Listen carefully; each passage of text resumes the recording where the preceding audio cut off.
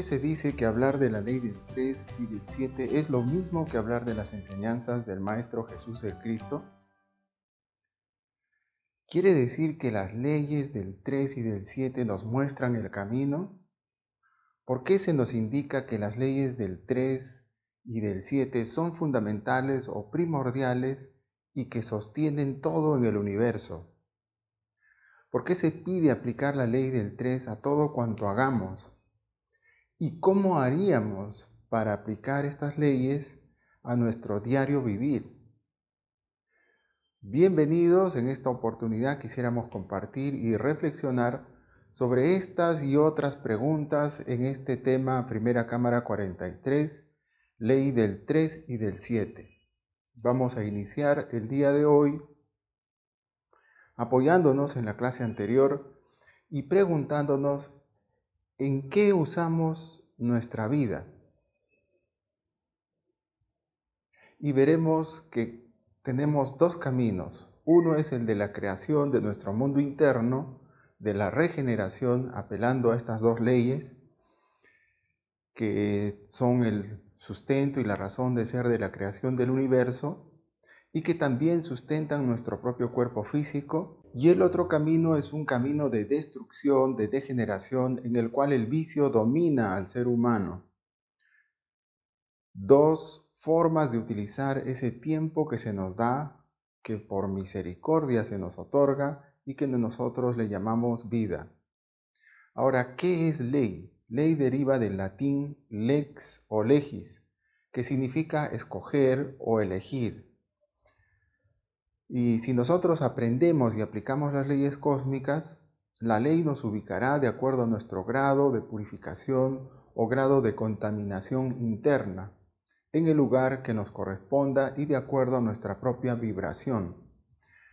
Si llegáramos a dejar de violar las leyes y a vivir de acuerdo con ellas, podríamos lograr unirnos con nuestro real ser, es decir, en todo aquello que se procesa en nuestro interior, por ejemplo, en un estado de cólera o de ira o de enojo, se están procesando leyes en nuestro interior y también asimismo ocurre externamente.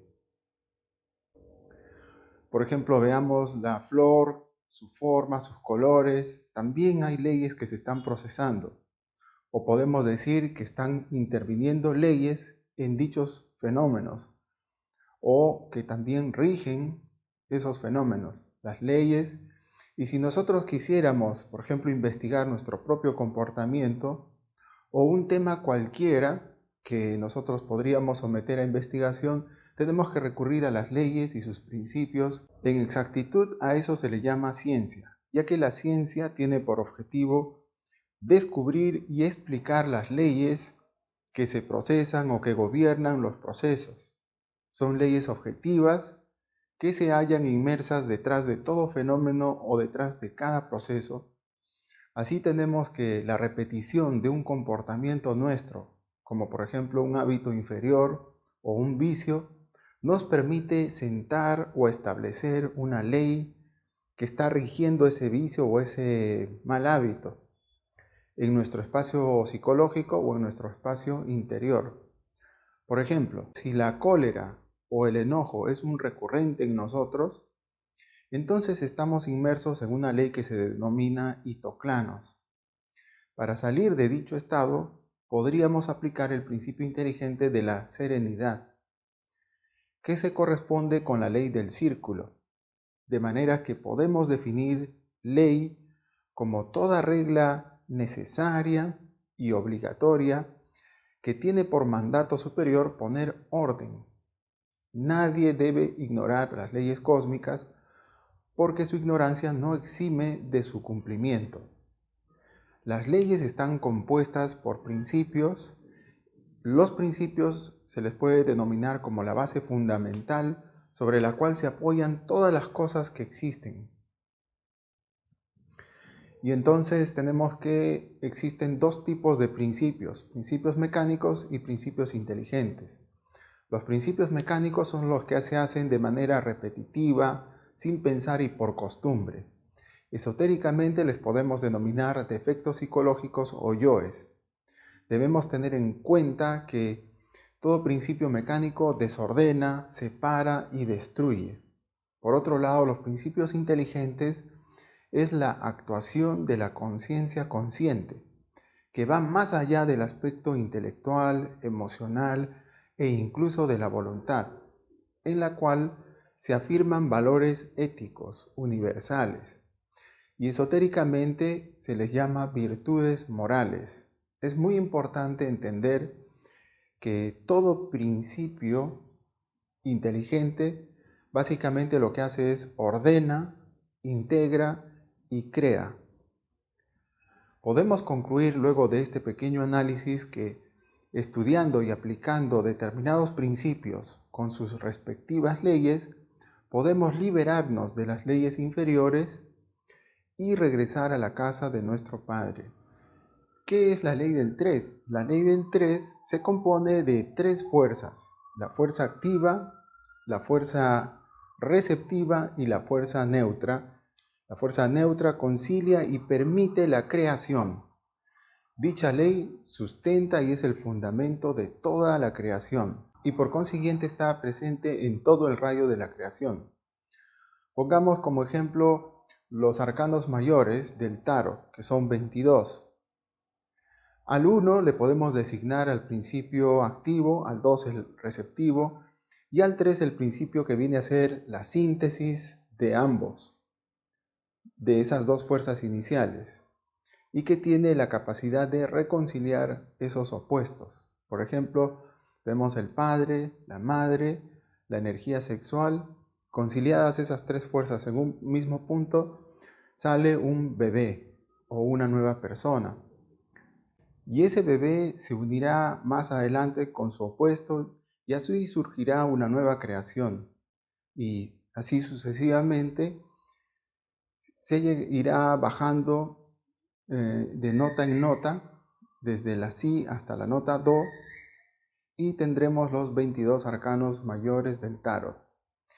Este ejercicio es muy interesante ya que nos muestra o da una idea de que todo el universo está hecho con esa ley de número, medida y peso, y que la energía sexual como tercera fuerza es la clave que une y está presente en toda la creación.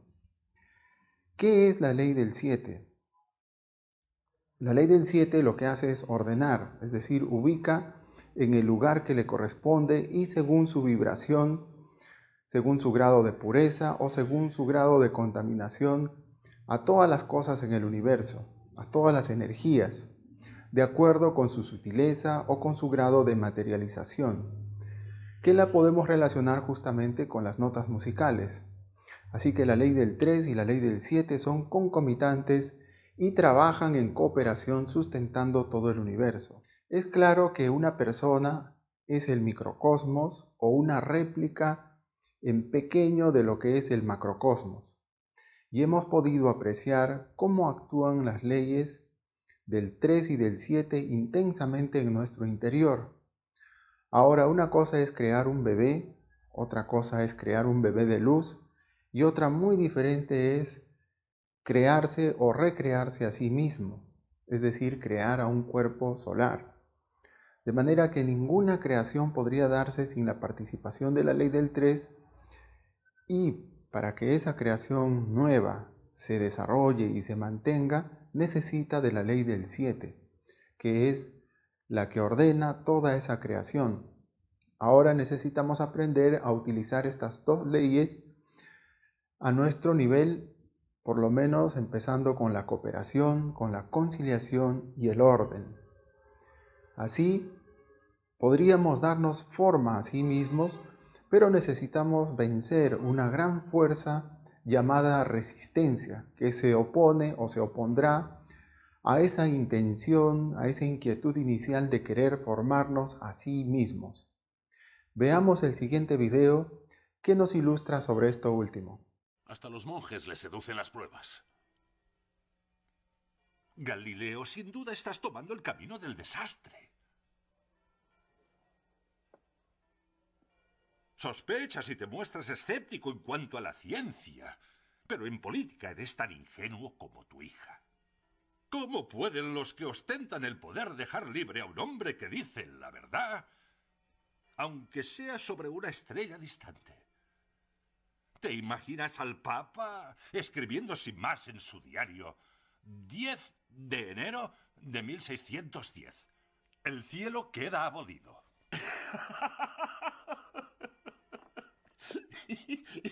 Mientras mirabas por tu telescopio, te vi ardiendo en la hoguera. Y al decir que creías en las pruebas, olía a carne quemada. Si me aceptan, me iré.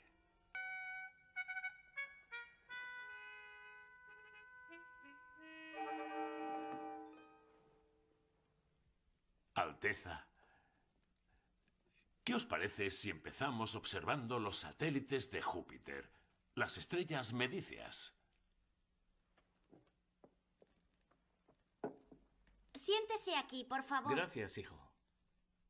Me temo que no es tan sencillo. Antes de usar su famoso instrumento, señor Galilei, disfrute del placer de una discusión. ¿Tema? ¿Pueden existir esas lunas? Una discusión, en toda regla. ¿Por qué no miran por el telescopio y lo comprueban a ustedes mismos? Por aquí, por favor. Sí. Es consciente de que su proposición, de que hay estrellas girando alrededor de un centro que no sea la Tierra y que no hay nada sujetando al universo, se contradice con la sabiduría de los antiguos. Sí. Aparte de las reservas de mi amigo matemático de que dichas lunas sean posibles, yo como filósofo le pregunto si son necesarias. Aristóteles Divini Consulta. Podemos obviar el latín. Mi colega, el señor Federsoni, no lo habla. ¿Y eso importa? Sí. El debate será menos brillante, pero usted verá. El cosmos del divino Aristóteles, con sus esferas de cristal y su mística música, es un edificio de incomparable orden y belleza. ¿Por qué tenemos que esforzarnos en buscar cosas que solo pueden provocar la discordia en dicha inefable armonía? Alteza, ¿le gustaría observar esas estrellas innecesarias e imposibles por el telescopio? Señor Galilei, nadie duda de que su parto del ingenio, o deberíamos decir parto del ingenio adoptado, sea un brillante invento, pero uno siente la tentación de observar que si su tubo muestra algo que no puede existir, debe ser una herramienta muy poco fiable. ¿Qué quiere decir? Siempre con el debido respeto. Señor Galilei, yo sugiero que lo que uno pueda ver reflejado en su lente y lo que hay en el cielo pueden ser cosas completamente distintas. Muy bien explicado. Con gran cortesía. ¿Insinúa que hemos pintado las estrellas medicias en la lente? Oh, ¿me están acusando ustedes de fraude? No, ni se nos ocurriría, en presencia de Su Alteza. Alteza, acabo de recibir un importante mensaje. Deberíamos irnos. Caballeros, dense ustedes una oportunidad. Resulta que yo he tenido la inmensa fortuna de dar con un nuevo instrumento que nos acerca un poco a una pequeña porción del universo. Está a su disposición. Utilícenlo. Alteza, damas y caballeros, ¿a dónde nos lleva todo esto? ¿Nos preocupa a nosotros, los eruditos, a dónde podría llevarnos la verdad? Señor Galilei, la verdad puede llevarnos a cualquier parte. Alteza, en estas noches, por toda Italia se están enfocando telescopios al cielo. Las lunas de Júpiter no habían sido vistas antes, y aún así existen. El hombre de la calle podría deducir que existen otras muchas cosas si abriera los ojos. Caballeros, no deberíamos defender doctrinas que se tambalean. Son maestros. Deberían hacer que cayeran. Dígale a su colega que no se entrometa en lo que debe ser un debate científico. Alteza, parece ser que ahora tenemos que ir a los astilleros para encontrar la curiosidad que supuso la gloria de Grecia. Estoy seguro de que hallarán miradores en los astilleros. Alteza, veo que esta discusión altamente interesante ha excedido el tiempo previsto. Es imperativo que nos marchemos de inmediato. ¿Desea una rosquilla, Alteza?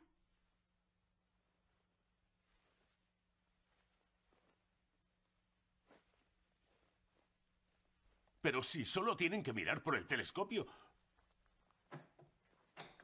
Su Alteza no dejará de consultar la opinión de la más alta autoridad, de Christopher Clavius, astrónomo jefe del Colegio Pontificio de Roma. En el fragmento que acabamos de apreciar, vemos cómo es imposible romper un dogma o una creencia que tenemos en la cabeza. Aunque Galileo presentaba las pruebas, los científicos y religiosos de esa época se resistieron tremendamente a aceptar o ver la realidad. Estamos aprendiendo que los dogmas son una traba para poder conciliar y tener una oportunidad de crear algo nuevo. Esto va desde el nivel mental, emocional y también en lo físico. Vamos a la primera pregunta. ¿Cuál es la función principal de la ley del 3 y de la ley del 7? Las tres fuerzas primarias de la naturaleza y del cosmos tienen capacidad para crear, mas si la ley del 7 no cooperara, en modo alguno podría originarse una creación. La primera distinción que debemos realizar es que en un inicio del universo, las tres fuerzas primarias constituyen lo que se denomina la ley del santo trianmancicano, y en los posteriores desdoblamientos pasa a ser la ley del 3. Igualmente, en la primera creación del cosmos, ese primer ordenamiento del universo fue de acuerdo con la ley del Heptaparaparshinok, y la organización u ordenamiento en los posteriores desdoblamientos se le denomina la ley del 7. La diferencia está en la vibración. Así es, todo se mueve en el universo, todo está en constante cambio, hacia arriba o hacia abajo. Esos cambios son de acuerdo con la ley de las octavas, que tienen íntima relación con la ley del 7. Por ejemplo, en una octava o en una primera octava, do, re, mi, fa, sol, la, si, pues es la semilla dentro de la tierra. Cuando comienza a germinar, le podemos denominar una segunda octava, otra vez pasa do, re, mi, fa, sol, la, si.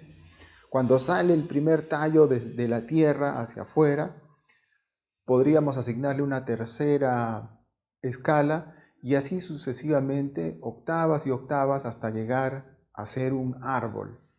Lo mismo ocurre con todos los fenómenos de la naturaleza por ley de analogías. Si analizamos la tercera fuerza en nosotros, es decir, la energía sexual, desde luego que tiene una vinculación con esa fuerza primaria que dio origen al universo y que dota de esa capacidad de crear. Por eso le decimos sagrada.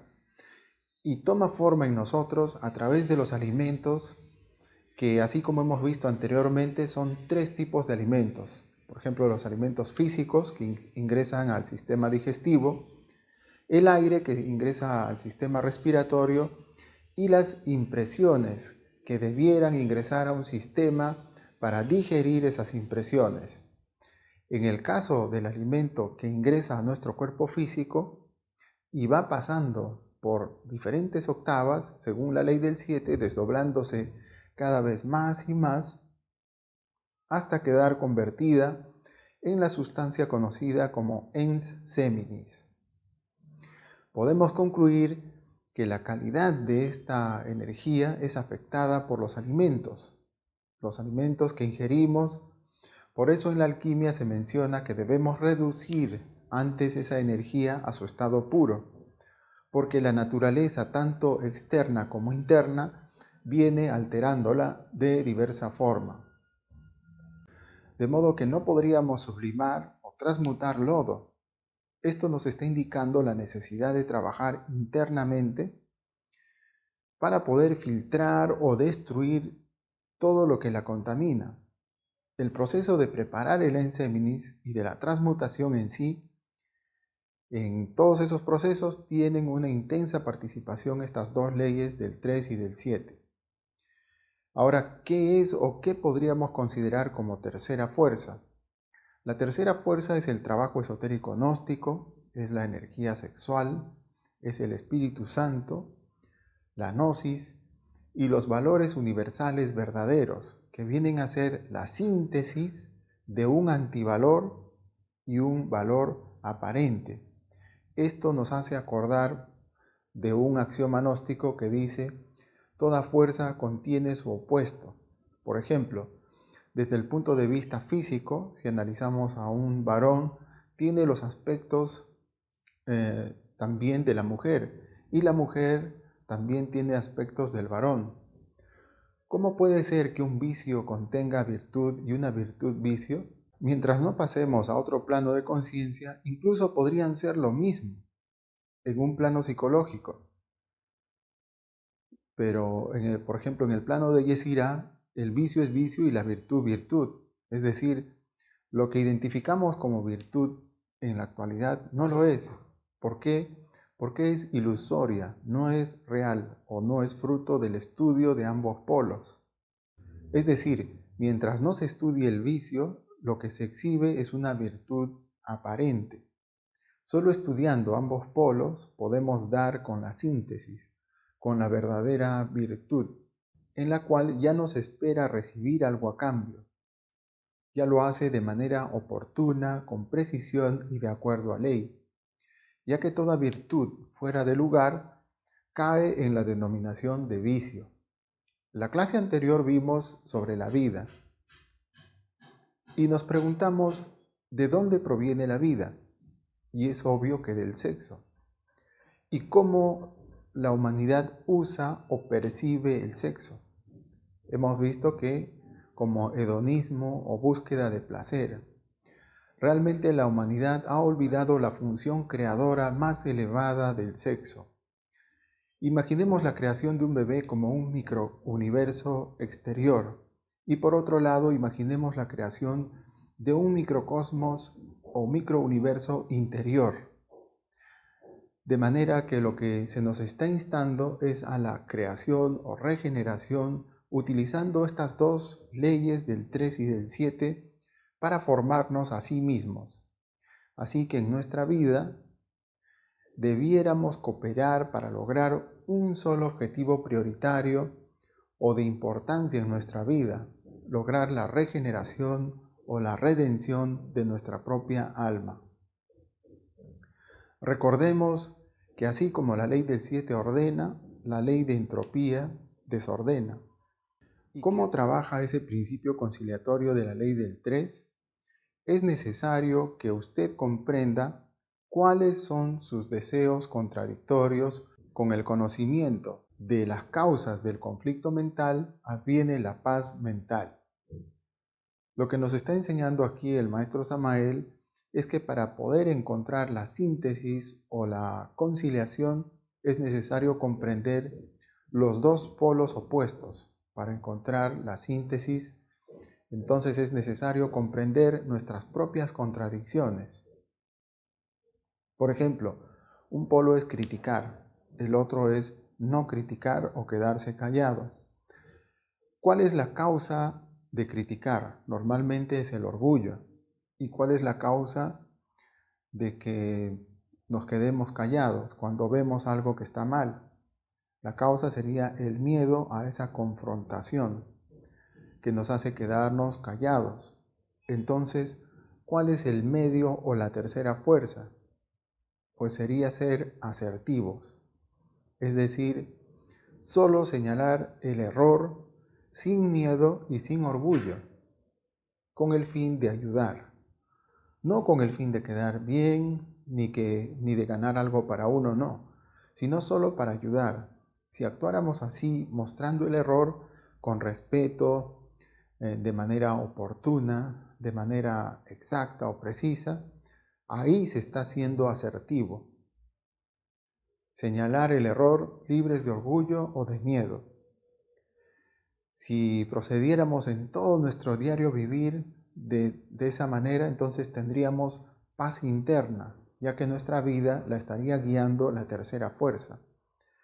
Esto es a lo que el maestro denomina conocer lo bueno de lo malo y lo malo de lo bueno. Es decir, el estudio y la comprensión de ambos polos. Pero lamentablemente En nosotros no es así, porque en la actualidad domina la concupiscencia, es decir, los deseos desordenados, especialmente de índole sexual, lo que nos hace permanecer en la dualidad y con esos deseos desordenados por lo material, en especial en relación al sexo, y en nosotros domina entonces la ley del péndulo, que vamos de un polo al otro.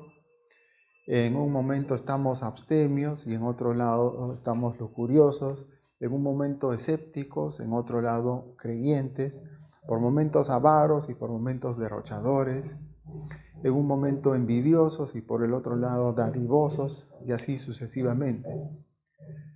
Es justamente ese conjunto de deseos contradictorios lo que nos quita la poca paz interior que poseemos. Pero ahora ya podemos empezar a salir de esos estados.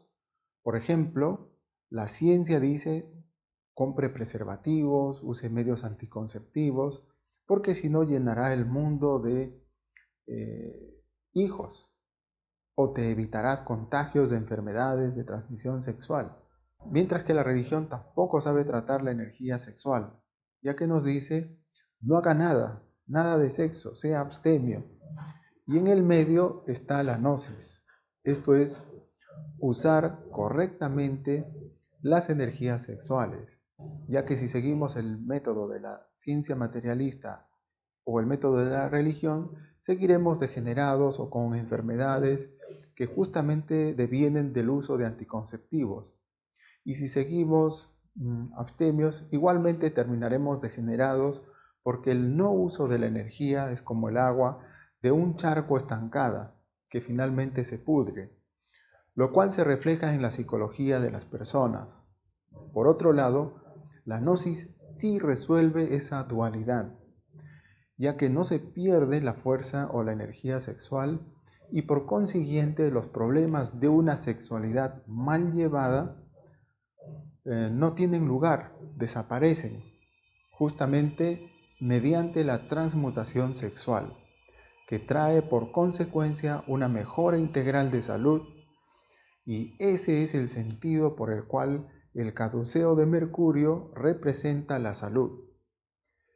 Es exactamente o justamente el sexo en el que se da lugar esa lucha de las fuerzas oscuras con las fuerzas de la luz, entre el Cristo y el anticristo. Ahí está la raíz de todos nuestros conflictos internos. La lucha de los contrarios es posible resolverla con la síntesis. En la síntesis está la verdad. Lo que importa es qué hay de verdad detrás de cada dualidad. Así como Jesús el Cristo, así como el absoluto necesitó de las tres fuerzas primarias para crear, asimismo nosotros necesitamos de esas tres fuerzas durante el Sahaja Maituna.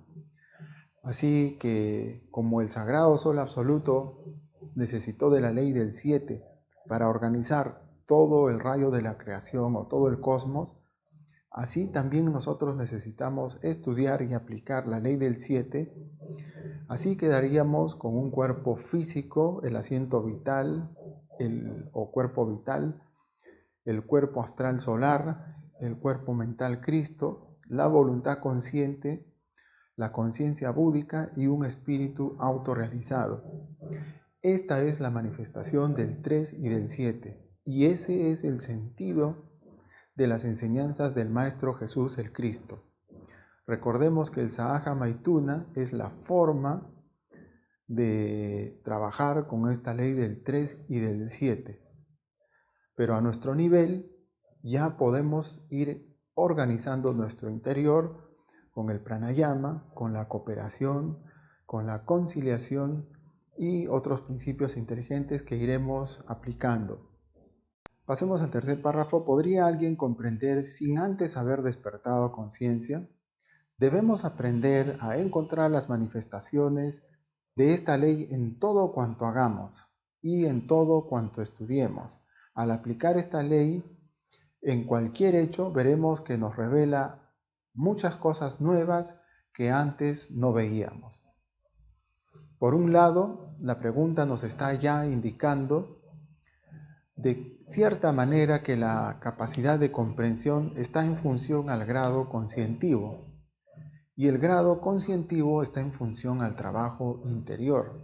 Al respecto, el primer trabajo es recuperar el 3% de conciencia que está adormecido por la personalidad a través de los hábitos inferiores, para luego ir por ese 97% de conciencia dormida por el efecto del ego. Esto nos está indicando que según sea nuestro trabajo interior, o cuán profundo o cuán serio sea, iremos abriendo la comprensión y por consiguiente tendremos mayor conciencia, y lo que nos indica el maestro Samael es que utilicemos la ley del 3 en todo lo que hagamos y en todo lo que estudiemos, porque así veremos algo nuevo. Ya hemos mencionado al inicio que para tener comprensión debemos conocer las leyes cósmicas. Por eso es que en el proceso de investigación siempre tenemos en cuenta las leyes de la dualidad, en particular la ley de paridad, porque se relaciona con el procesamiento de un fenómeno a estudiar hacia arriba o hacia abajo. Por ejemplo, ¿cuál es el par de la reacción? Hacia abajo podemos decir la identificación, la venganza, el odio, la pelea, y hacia arriba podríamos decir el recuerdo de sí, la comprensión, la tolerancia, el perdón, etc. De manera que una es la reacción que tiene alguien impulsado por la identificación y otra la de alguien que está en recuerdo de sí. Por ejemplo, si alguien nos insulta y nos identificamos, reaccionaremos también insultando o peleando. Pero si estamos en recuerdo de sí, podría haber reflexión y se preguntará uno, ¿por qué me insulta? ¿Será que cometí algún error? ¿Será que le afecté de alguna manera? ¿Tiene razón el insulto que me da? ¿Qué fue lo que hice mal? Y así sucesivamente. Porque cuando alguien insulta es porque hay dos posiciones. Una que es la de víctima o de agredido y la otra de victimario o de agresor. Solo en recuerdo de sí podría entrar en reflexión y conciliar esas dos posturas, evitando la reacción negativa, la venganza, el odio y todo lo que trae esa situación. Entonces, alguien despierto puede ver las intenciones del insultador y eso lo hace comprensivo. Y alguien comprensivo encontrará la manera de responder de manera apropiada y salir airoso de esa dificultad. Eso sería crear algo nuevo, pero ello exige ver, estudiar la dualidad dentro de nosotros mismos. No podríamos llegar a tal instancia si no hemos sido prácticos con la retrospección, porque la retrospección implica activar esa capacidad de aprender de la experiencia. Sí, porque mientras no aprendamos de la experiencia, obviamente seguiremos en el error. Y después del error ya sabemos que viene el dolor. Por ejemplo, querer salir del hábito de fumar representa la fuerza activa. Habrá una fuerza de resistencia que viene a ser el deseo de fumar. Si estudiamos ambos polos, el por qué queremos dejar de fumar y el por qué queremos continuar con el vicio, eso nos hará vencer la fuerza de la resistencia o el deseo de seguir fumando. Si realmente comprendiéramos cómo se instaló un vicio dentro de nosotros y que un vicio nos hace perder el tiempo en nuestra vida y en nuestra salud, lo dejaríamos sin problemas y radicalmente. Aquí llegamos a un punto en el cual necesitamos experimentar, llevar a la práctica o a nuestra vida diaria este conocimiento sobre la ley del 3. Y en cuanto a la ley del 7, esta ley nos enseña que todo cambio no es de la noche a la mañana. Existe algo que se llama procesamiento o línea nodular hegeliana.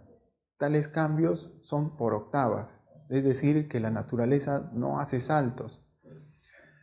Así como poco a poco aprendimos a fumar, así mismo debemos dejar el vicio del cigarro, y para ello tenemos que vencer a la fuerza de la resistencia, es decir, aquello que quiere que continuemos dentro del vicio. A medida que vayamos saliendo del vicio, nuestra vibración irá cambiando. Por eso la doctrina gnóstica habla de trabajos conscientes. Porque si es mecánico, simplemente pasará a la reacción o a la detención o a la desviación y simplemente sustituiremos nuestro anhelo por dejar de fumar con otro vicio. Pongamos otro ejemplo para verlo más claro.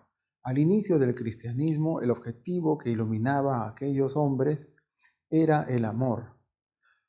Pero entonces, ¿cómo así el cristianismo llegó a la Santa Inquisición o al abuso de niños?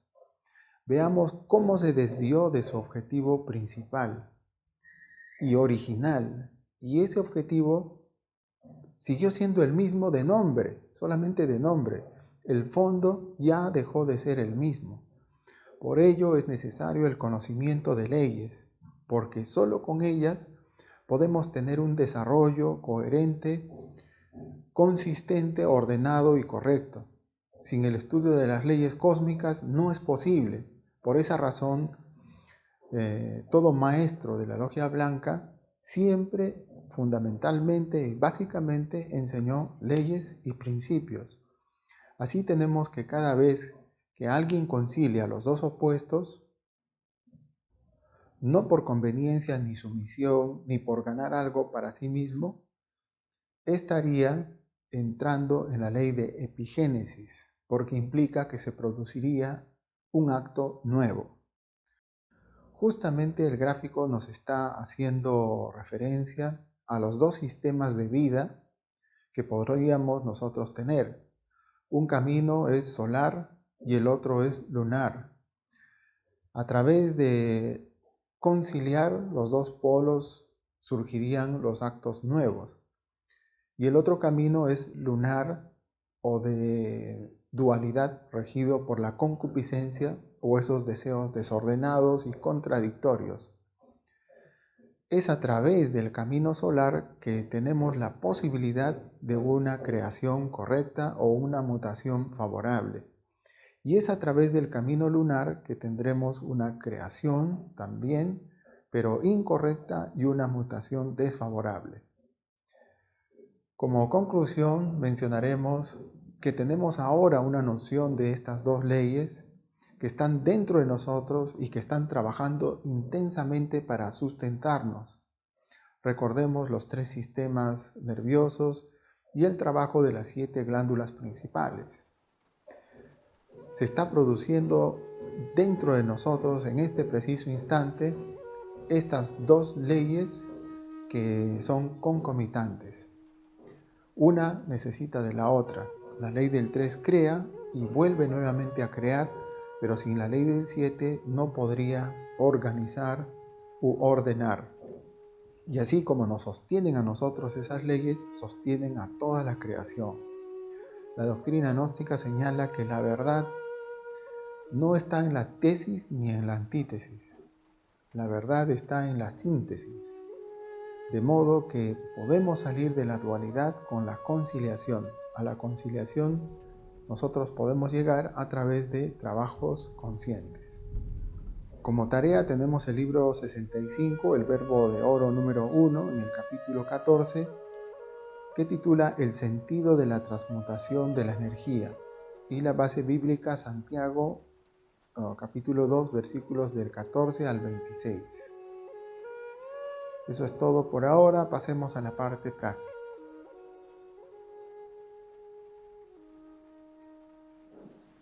Vamos a iniciar la práctica del día de hoy realizando 3 respiraciones lentas y profundas. Al inhalar, recordaremos a nuestro Padre. Al retener, al Hijo, el Cristo. Y al exhalar, a nuestra Madre Divina.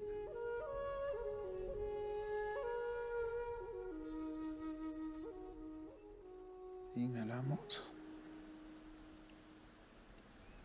Retenemos. Exhalamos.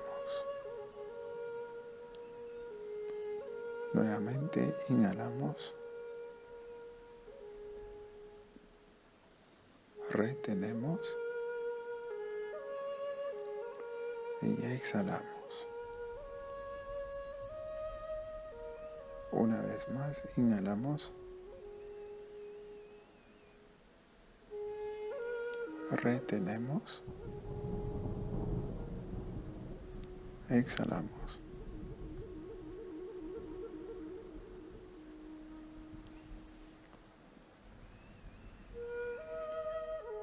Seguidamente vamos a visualizar una luz amarilla muy brillante que viene del sol y cubre todo nuestro planeta. Cubre toda nuestra ciudad, el barrio donde vivimos y llega hasta la habitación donde nos encontramos, ingresando también a nuestro espacio interior, desde la coronilla hasta los pies. Se relaja toda nuestra cabeza, el cuello, brazos, antebrazos y manos. Toda la parte superior del cuerpo. Asimismo, los glúteos, piernas y pies. Observamos todo nuestro cuerpo físico cubierto con esta hermosa luz muy brillante de color amarillo, a la vez que sentimos su calidez y gran alivio y descanso en cada punto de nuestro cuerpo físico.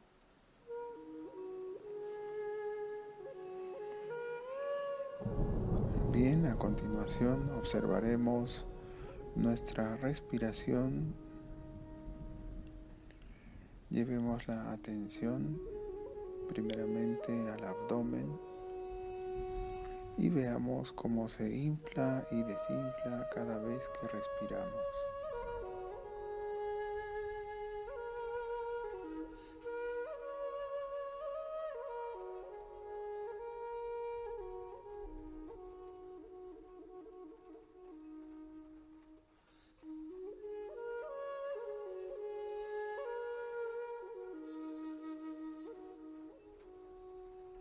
Seguidamente llevemos la atención hacia los pulmones y vamos a ver y sentir cómo se desplaza cada vez que respiramos.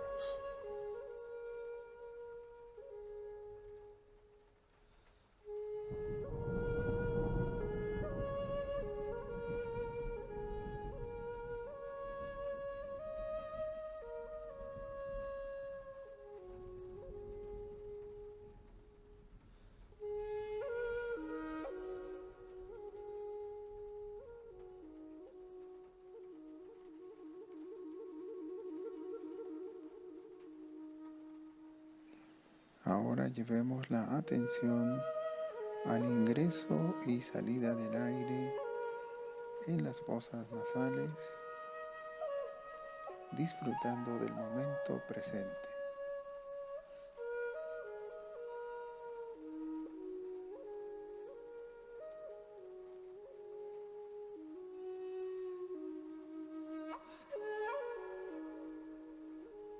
Bien, teniendo presente a nuestra Madre Divina, vamos a orar para que nos ayude a llevar la energía sagrada hasta el cerebro y luego al corazón.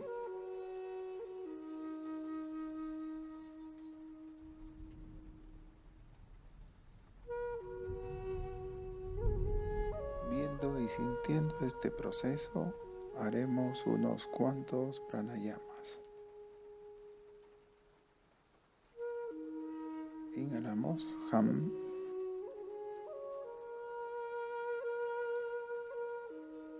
Sa.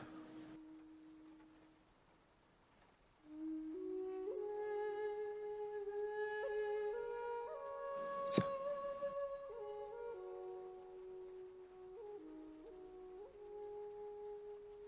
Sa.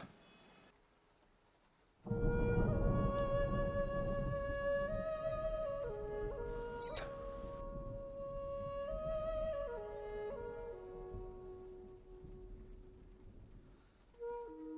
Sa.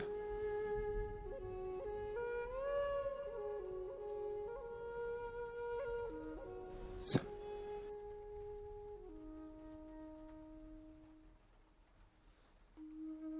Sa.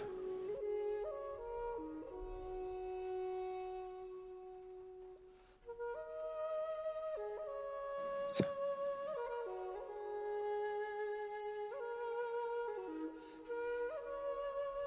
Sa.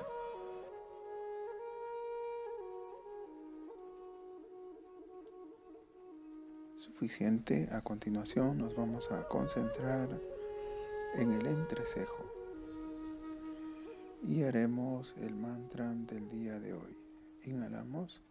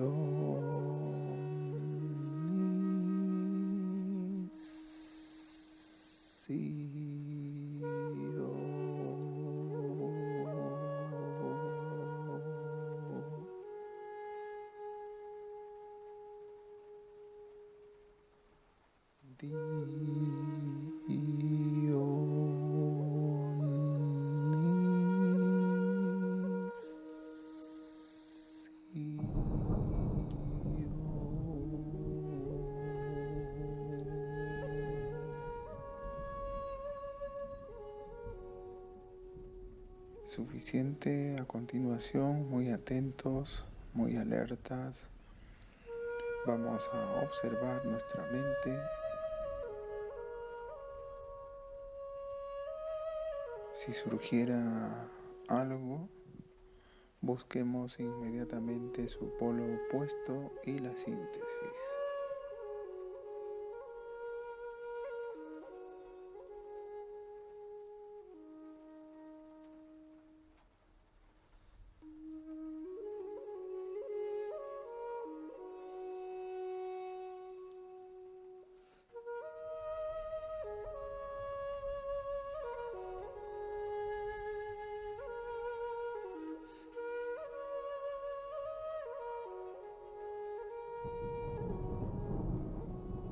Bien, manteniendo ese estado de tranquilidad, pasaremos a levantarnos suavemente. Bien, manteniendo ese estado de tranquilidad, pasaremos a levantarnos suavemente para realizar la runa AR.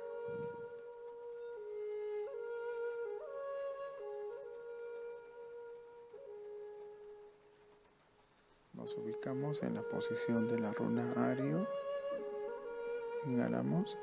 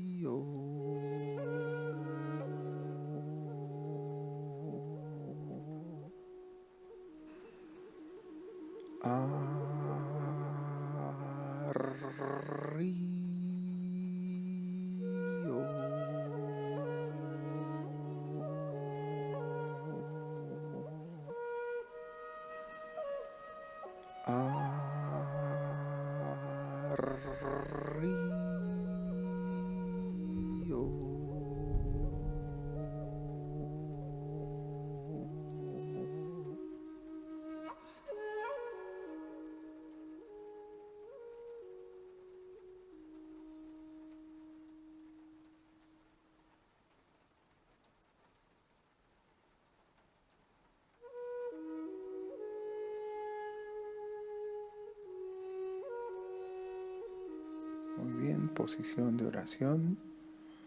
Agradecemos por esta oportunidad.